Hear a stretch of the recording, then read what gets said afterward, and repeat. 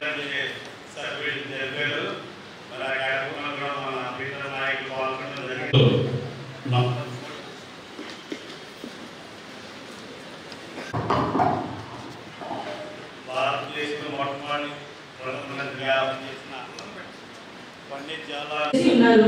రాజకీయ దృక్పథంగా చెప్పాలి అంటే గత జరిగిన మాట్లాడాలో లేదో నాకైతే తెలియదు. గొడ్లు ఉన్నాయి, మీకు ఏది కావాలో అది తీసుకొచ్చుకోండి అంటే ఏంటి మానవత్వాలు కూడా సార్ ఈ విధంగా ఆయన గుడ్ ఈవినింగ్. నేను చింతలూరు నుంచి వస్తున్నాను. తెందులూరు నియోజకవర్గం చింతమనేని ప్రభాకర్ గారు తెలుసా అనేసి అన్నారు. తెలుసు సార్ అని చెప్పారు. ఆయన ఎమ్మెల్యే గారు నియోజకవర్గం రాయదుర్గం నియోజకవర్గంలో పనిచేశారు. మారుమూల పక్కన కర్ణాటక బోర్డు ఒక మారుమూల పంచాయతీ ఉన్నాను. నేను ఎలక్షన్ కంటే ముందుగా ఒక ఎగ్జిట్ పోల్ సర్వేలో ఇది నిజమేనా అని చెప్పారు సార్.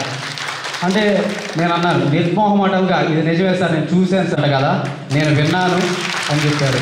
అలానే ఆయన ఇంటి దగ్గరకు వచ్చిన ప్రతి ఒక్కరికి కూడా అందిస్తున్నారు. మా తల్లిదండ్రులు ఇంతకు ముందు నువ్వు బాగా చదవాలి, నువ్వు బాధ్యతగా చదవాలి, నీకు మంచి జీవితం ఉండేదని చెప్పేవాళ్ళు. కానీ ఇప్పుడు మా అమ్మ నాన్నగా చెప్తున్నారు నువ్వు బాగా చదవాలి, నువ్వు జాబ్ తెచ్చుకో. ఆయన ఎందుకు కార్యక్రమం పెట్టారో నీకు తెలుసు. మాట అంటే మాటే ఆయన, నువ్వు ఖచ్చితంగా జాబ్ తెచ్చుకోవాలి, ఆయన గురించి మనకు తెలుసు అని మా నాన్నగారు ప్రతిరోజు చెప్తూ ఉంటారండి. మరి ఈ ఒక్క కార్యక్రమం చాలండి మనకు మంచి అవకాశం ఇవ్వడానికి. మా అందరి తరఫున మీకు హామీ ఇస్తున్నాం, మేము మంచిగా జాబ్లు తెచ్చుకొని మీ పేరు నిలబెడతామని హామీ ఇస్తున్నాం సార్.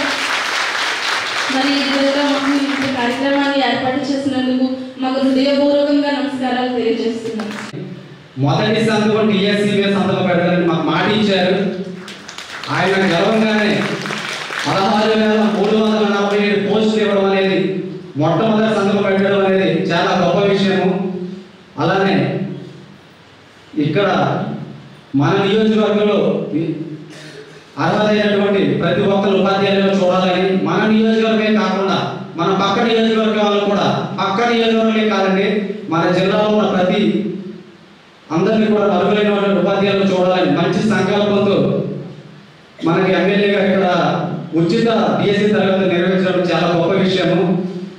అసలు డిఎస్సి ఉచిత తరగతులు నిర్వహించడం అనేది అంటే చాలా కష్టమైనది, చాలా ఖర్చుతో కూడుకున్నటువంటి విషయం.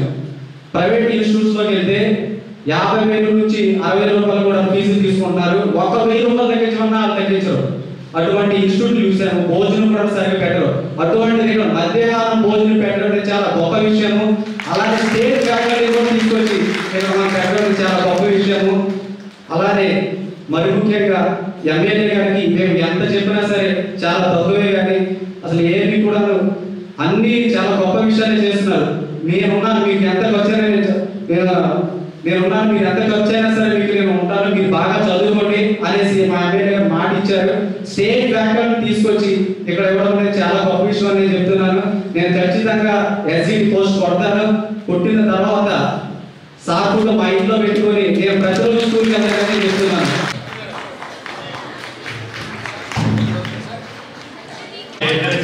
ప్రింటింగ్ చేయించాము మీకు. అసలు దీంట్లో అన్ని సబ్జెక్టులు కావాలండి.